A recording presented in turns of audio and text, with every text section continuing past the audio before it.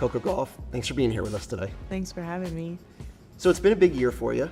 Second Grand Slam title at the French Open in June. When you think about that, how do you reflect on that moment? Yeah, winning that title was super important for me. I lost in the finals previously, so I didn't want that to be the last or the outstanding moment for me at that tournament in my career. So to do that was super cool for me. And yeah, I had like a lot of momentum going into that, so I was happy to win that title. Coco Gauff just got named to Forbes' prestigious 30 under 30 list, and you can practically feel the envy radiating from certain players who didn't make the cut. This isn't just another tennis award or ranking. This is Forbes recognizing Coco as one of the most influential young people across all industries, not just sports. While Aryna Sabalenka sits at home with her Grand Slam titles but no Forbes recognition, Coco keeps collecting honors that have nothing to do with court rankings and everything to do with cultural impact and business influence. Do you think Forbes made the right call featuring Coco Gauff on their 30 under 30 list over other top-ranked tennis players? So obviously, I think you've had so much success early on that we take for granted that you're only 21 years old. Where do you think you're at in terms of your career development, both on and off the court? I think on court, I feel like so far away from my potential, which I guess if you asked me that before, I used to think, oh, like it's happening now, so I gotta capitalize the moment. But then I'm like looking at the tour and I'm seeing girls like really having their best results at like 25, 26. So I feel like in 4 years, I feel like I would be where I would like to be. But obviously that doesn't take away from everything I've done right now. But I think I'm just eager to improve and get better. Forbes' 30 under 30 list is one of the most prestigious recognitions a young person can receive. It's not about who won the most tournaments last year or who's ranked #1 right now. It's about influence, impact, cultural relevance, and potential to shape the future. The list includes entrepreneurs, artists, activists, scientists, and athletes who are making waves beyond their specific fields.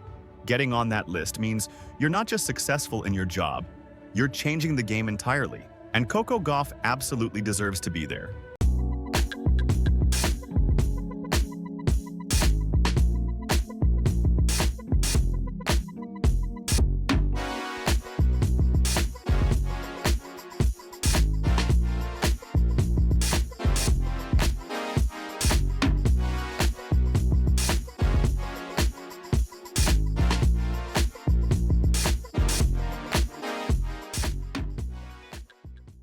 Aryna Sabalenka, meanwhile, is probably looking at that Forbes announcement and wondering what she has to do to get that kind of recognition. She's won Grand Slams. She's been ranked #1. She's dominated on the court when she's healthy and available. But Forbes didn't call her. Forbes called Coco. And that has to sting, because it exposes the difference between being a great tennis player and being a cultural icon who transcends the sport. The Forbes 30 under 30 list isn't handed out based on talent alone. If it was just about tennis ability, you could make an argument for including multiple players. But Forbes is looking at the bigger picture. They're asking who's using their platform to make a difference, who's building a brand that will last beyond their playing career, who's articulating a vision for themselves and their generation, who's marketable not just to tennis fans but to the broader public.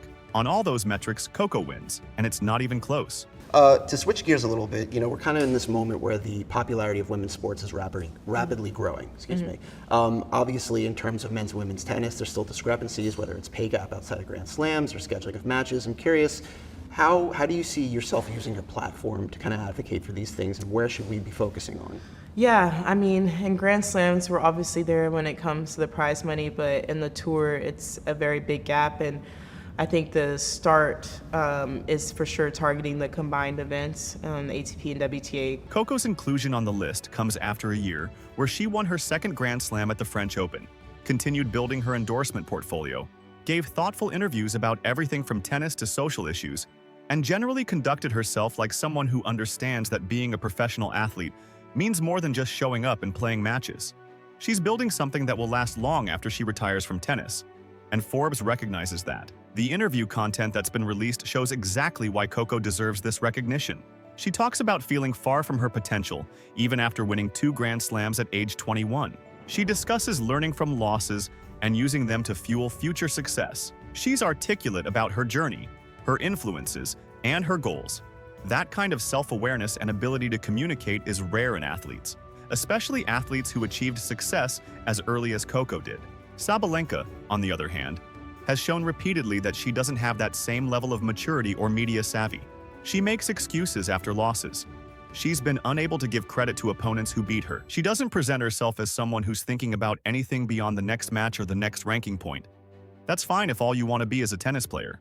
But if you want to be the kind of influential figure that Forbes celebrates, you need to offer more than that. The 30 under 30 list is also about potential and trajectory. Forbes isn't just recognizing what you've done. They're betting on what you're going to do. They're identifying people who are going to shape the next decade in their respective fields. Coco, at 21 with 2 Grand Slams and an ever-growing platform, represents massive future potential. She's going to be at the top of women's tennis for the next decade at minimum. She's going to keep building her brand, keep speaking out on issues she cares about, keep being a role model for the next generation. What makes this particularly brutal for Sabalenka is the timing. This comes after all the drama between her and Coco, after Sabalenka made excuses following her French Open final loss to Coco, after she showed she can't handle defeat gracefully, after she proved that she doesn't have the character off the court that would make publications like Forbes want to celebrate her. Now Forbes is explicitly saying, "We think Coco Gauff is one of the most influential young people in the world," and Sabalenka's name is nowhere to be found. The criteria for making the Forbes 30 under 30 list includes factors like innovation, disruption, and social impact. Coco checks all those boxes. She's changing how young black girls see themselves in tennis. She's using her platform to speak about issues beyond sports. She's building a business empire through strategic endorsements and partnerships. She's doing everything right to ensure she's not just a flash-in-the-pan tennis star, but a lasting cultural figure. Coco's story is also inherently more compelling from a media perspective. The sacrifices her parents made, moving from Georgia to Florida and living with grandparents to save money while pursuing her tennis dreams. Her dad teaching himself tennis from scratch to coach her. Her mom giving up a teaching career to homeschool her. That's the kind of narrative that resonates with people beyond just tennis fans. It's relatable, it's inspiring. It's the American dream playing out in real time. Sabalenka doesn't have that kind of compelling backstory, or at least she hasn't shared one that resonates the same way. And even if she did, her behavior after losses and her inability to show grace in defeat would undermine any goodwill that story might generate. Forbes wants to celebrate people who represent positive values and inspire others. Sore losers who make excuses don't fit that profile no matter how many matches they win. The business angle of the Forbes recognition can't be ignored either. Being named to the 30 under 30 list opens doors. It puts Coco in rooms with other young leaders, entrepreneurs, and innovators. It signals to potential business partners and sponsors that she's not just an athlete but a brand with staying power. It elevates her beyond the sports world into the broader business and cultural conversation. That's valuable in ways that go far beyond any individual tennis tournament. Sabalenka's endorsement deals and sponsorships are fine, but they're not on Coco's level. Brands want to be associated with athletes who have broad appeal and positive public images. Coco has both. Sabalenka has tennis results, but not the kind of universal appeal that makes her valuable to brands trying to reach audiences beyond hardcore tennis fans. That gap in marketability directly translates to which player Forbes decides to feature. The envy factor is real here because Sabalenka knows she's the higher-ranked player right now. She's won more recently. By pure tennis metrics, you could argue she's having the better season. But none of that matters to Forbes because they're evaluating something completely different. They're not ranking tennis players.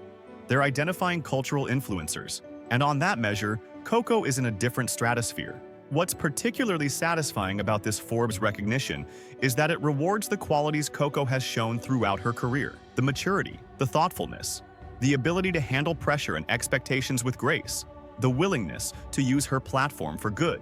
These are things that can't be faked or manufactured. They're genuine parts of who Coco is, and Forbes is recognizing that authenticity.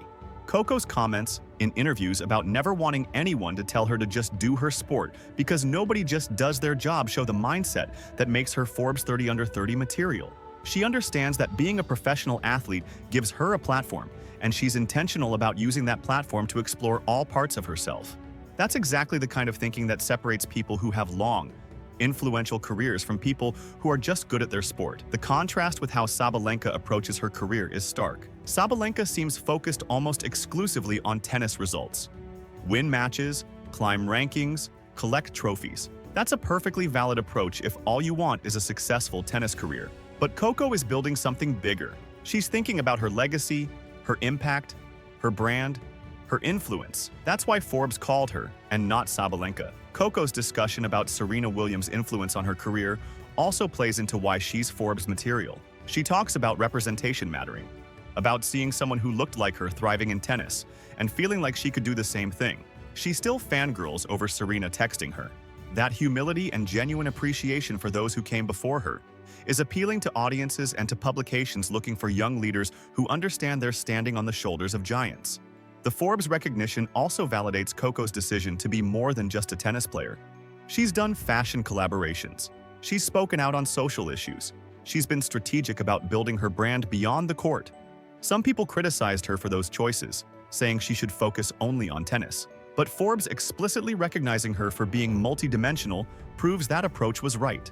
You can be an elite athlete and a cultural influencer at the same time, and Coco is doing both better than almost anyone in sports.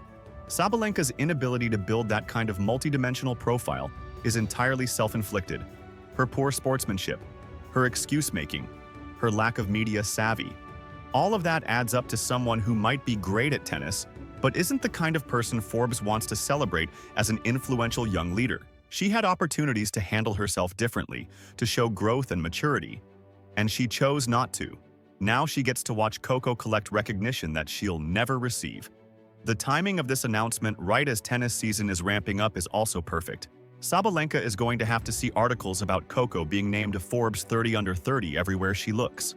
Every press conference, every interview, someone is going to mention it or ask about it. The constant reminder that Coco is receiving honors that have nothing to do with rankings or recent results has to be eating away at her. What makes this especially entertaining is that there's nothing Sabalenka can do about it. She can't win her way onto the Forbes 30 under 30 list. It's not based on match results or tournament victories. It's based on influence and impact and cultural relevance, areas where she's miles behind Coco and falling further back every time she makes excuses or shows poor sportsmanship. She's locked out of this kind of recognition by her own behavior and choices. The Forbes 30 under 30 list also has long-term implications. People who make this list often go on to even bigger things. It's seen as validation that you're on the right track, that you're building something sustainable, that you're someone to watch for the next decade and beyond. Coco getting this recognition at 21 means she's positioned perfectly for continued growth and influence throughout her 20s and into her 30s. Coco's trajectory is pointing up in every way that matters: on-court success, off-court influence, business opportunities, cultural impact. She's checking every box and doing it with a maturity and grace that belies her age. Forbes recognizing that is both a validation of what she's already accomplished and a prediction that she's going to continue ascending. That's the kind of momentum and positive reinforcement that creates dynasty-level careers. Sabalenka's trajectory is murkier. She'll probably keep winning tennis matches when she's healthy. She might collect more Grand Slams, but her ceiling off the court is limited by her own behavior and public image. She's not going to get the Forbes recognition. She's not going to be seen as a cultural icon. She's going to be remembered as a very good tennis player who couldn't get out of her own way when it came to building a legacy beyond match results. The contrast between these two players shows that success in sports isn't just about what you do on the court or field, it's about how you conduct yourself, how you treat opponents and officials, how you handle adversity, what you stand for beyond your sport, whether you're building something that will last or just collecting trophies. Coco understands all of that. Sabalenka clearly doesn't. And the Forbes 30 under 30 list is just the latest piece of evidence. Coco Gauff earning a spot on the Forbes 30 under 30 list proves she's building something way bigger than just a tennis career. While Aryna Sabalenka might have more Grand Slam titles recently, she'll never get the kind of cultural recognition that Forbes provides because she doesn't have the character or influence that this honor celebrates. This is what happens when one player focuses on being great at everything, while another just focuses on excuses. Smash that like button if you think Coco deserves this recognition, and subscribe for more real talk about sports and culture.